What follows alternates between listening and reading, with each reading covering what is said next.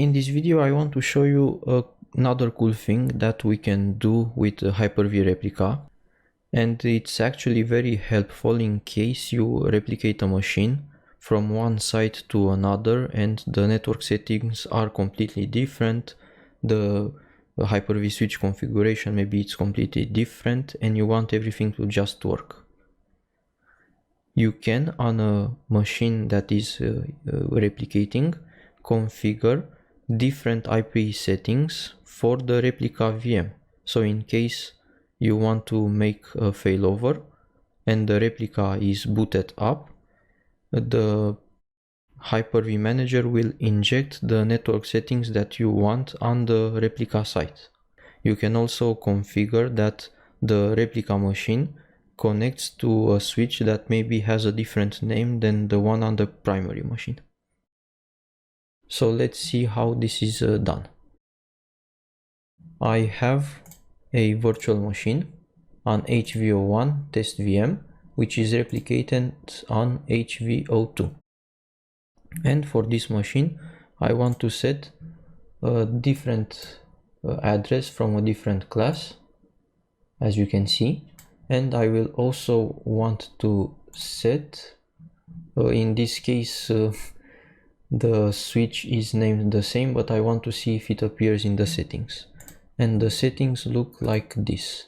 If you go to settings on a virtual machine, you go to the network adapter, you will see that on the primary server you have failover TCP IP, and you can set either IPv4 or IPv6 settings. And on the replica server you also have a second tab, again under the network adapter, named test failover, in which you can select maybe another switch when you make your test failover.